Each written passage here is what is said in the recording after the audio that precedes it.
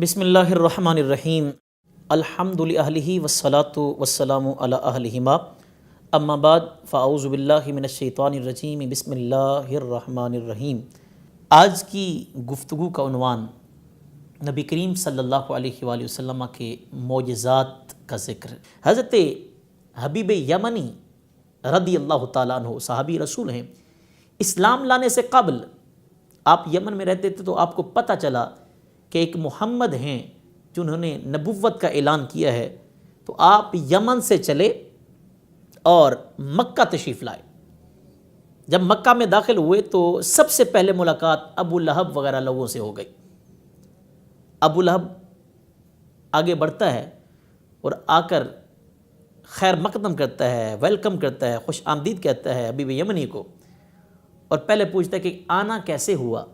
تو حبیب یمنی کہتے ہیں کہ میں نے سنا ہے کہ مکہ کے اندر ایک محمد ہیں جنہوں نے نبوت کا اعلان کیا ہے۔ تو ابو لہب کہنے لگا کہ وہ نبی نہیں ہے، وہ تو جادوگر ہے، وہ جو جادو کرتے ہیں وہ تو میرا کہنا یہ ہے کہ اچھے رہو گے یہیں سے پلٹ جاؤ، یمن چلے جاؤ، محمد سے ملاقات نہ کرنا، کیونکہ ہمارا تجربہ ہے، ہم نے دیکھا ہے جو محمد سے ملتا ہے وہ اسی کا ہو جاتا ہے۔ تو حبیب یمنی آپ فرماتے ہیں کہ میں اتنی دور سے آیا ہوں، کم از کم دیکھوں گا تو صحیح، میں بھی اتنا بچہ تو ہوں نہیں کہ فوراً ان کے میں نعوذ باللہ نرغے میں آ جاؤں گا یا ان کے جھانسے میں آ جاؤں گا، میں اتنا جاہل تو ہوں نہیں۔ تو بڑی مشکل سے انہوں نے جان چھڑا کے ابو لہب کو چھوڑا اور سرکار کی بارگاہ میں آیا، اور رات 14ویں کی تھی۔ اللہ اکبر، 14ویں کی رات ہے اور چاند چمک رہا ہے۔ سرکار تشریف فرما ہے، ایک اوپر آسمان کا چاند ہے اور نیچے آمنہ کا چاند کھڑا ہے۔ سرکار دو عالم صلی اللہ علیہ وسلم سے ملاقات ہوئی۔ حبیب یمنی کہتے ہیں کہ آپ محمد ہیں؟ سرکار فرماتے جی میں محمد ہوں۔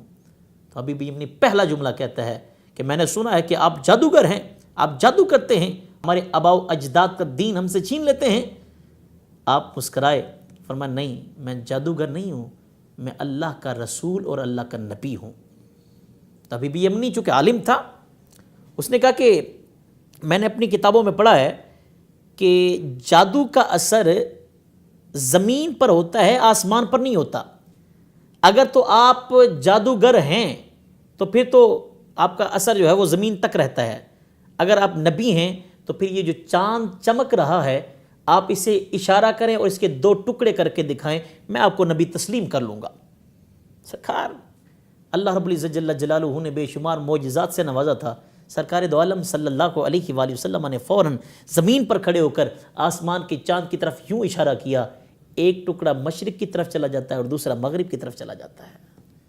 اب حبیب یمنی دل میں سوچتا ہے کہ ممکن ہے کہ یہ میری آنکھ چدھ آ گئی ہو، میری آنکھ نے دھوکہ کھا لیا ہو۔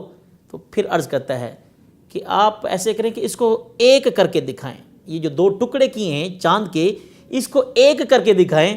تو نبی کریم صلی اللہ علیہ وآلہ وسلم نے ایک ٹکڑا یہاں سے پکڑا، دوسرا یہاں سے پکڑا اور پکڑ کر دونوں کو ایک کر کے دکھا دیا۔ دل میں حبیب یمنی مسلمان ہو گیا، کلمہ پڑھ لیا دل میں۔ اب حبیب یمنی کی ایک بیٹی تھی جو آنکھوں سے اندھی تھی، کانوں سے بہری تھی، زبان سے گونگی تھی، ہاتھوں سے لولی تھی، ٹانگوں سے لنگڑی تھی، گوشت کا ایک لوتھڑا تھا جسے اٹھاتا کبھی یہاں رکھتا کبھی اٹھاتا یہاں رکھتا، وبال جاں بنی ہوئی تھی، پریشانی کا سبب بنی ہوئی تھی، ہر وقت پریشان رہتا۔ اب حبیب یمنی وہاں کھڑے کھڑے دل میں سوچا اور بتایا نہیں، اور کہا کہ نبی جو ہوتا ہے سنا ہے کہ وہ غیب کا علم رکھتا ہے، اسے علم غیب ہوتا ہے۔ میرے دل کے اندر جو معجزہ دیکھنا چاہتا ہوں، جو میرے دل کے اندر بات ہے، اگر آپ سچے اللہ کے نبی ہیں تو اسے کر کے دکھائیں۔ نبی کریم صلی اللہ علیہ وآلہ وسلم کی عظمتوں پر ہم قربان جائیں، واری جائیں۔ میرے آقا نے فرمایا اچھا حبیب یمنی دل میں جو ہے وہ دیکھنا چاہتے ہو تو جاؤ گھر کو لوٹ جاؤ۔ اللہ اکبر، حبیب یمنی کو پتہ چل گیا، دل میں ایمان لے آئے۔ آپ واپس آئے، دوسرے دن جب گھر پہنچے دروازہ کھٹکھٹایا، جب دروازہ کھلا نا سب سے پہلے سامنے دیکھا تو خوبصورت حسین لڑکی کھڑی ہوئی ہے۔ پوچھا کون ہے آپ؟ کہا ابا میں آپ کی بیٹی ہوں۔ کہا یہ کیسے ہوا؟ تمہاری تو آنکھیں نہیں تھیں، تمہارے تو کان نہیں تھے، تمہارے تو ہاتھ نہیں تھے، تمہارا تو جسم ایک ہمارے لیے وبال جاں بنا ہوا، تو یہ کیسے ہوا؟ فرمایا ابا بھولے مت بنیے، جس نبی نے مکے کی سرزمین پر آپ کو چاند کے 2 ٹکڑے کر کے پھر انہیں ایک کر کے کلمہ پڑھایا ہے، اسی نبی نے یمن میں آ کر مجھے صحت بھی عطا کر دی ہے، جسم بھی عطا کر دیا ہے اور اسلام سے بھی سرفراز فرما دیا ہے۔ حضرت عبداللہ ابن رواحہ صحابی رسول ہیں رضی اللہ تعالی عنہ و ارضوا عنا، آپ فرماتے ہیں کہ اگر نبی کریم صلی اللہ علیہ وآلہ وسلم ہمیں کوئی معجزہ نہ دکھاتے، یعنی کہ چاند کے 2 ٹکڑے نہ کرتے، سورج کو واپس نہ پلٹاتے، کنکریوں سے کلمہ نہ پڑھواتے، اور بے شمار معجزہ جو سرکار نے دکھائے وہ نہ دکھاتے، پھر بھی ہم کلمہ پڑھ لیتے، تو کسی پوچھنے والے نے پوچھا کہ عبداللہ کیا ہو گیا ہے؟ نبی کے لیے تو معجزہ ہونا شرط ہے، جیسے بغیر وضو کے عبادت نماز جو ہے وہ نہیں کی جا سکتی، ایسی ہے کہ بغیر معجزے کی کوئی نبی نبوت کا اعلان نہیں کر سکتا، تو آپ یہ کیسے کہتے ہیں؟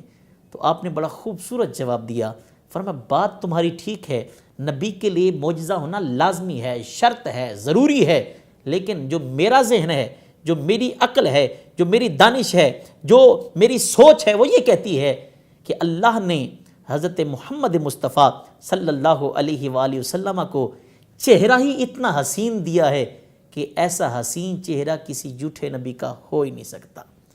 ویسے تو معجزات کا انبار لگا پڑا ہے، پوری زندگیاں ختم ہو سکتی ہیں، لیکن میرے آقا کی شان ختم نہیں ہو سکتی۔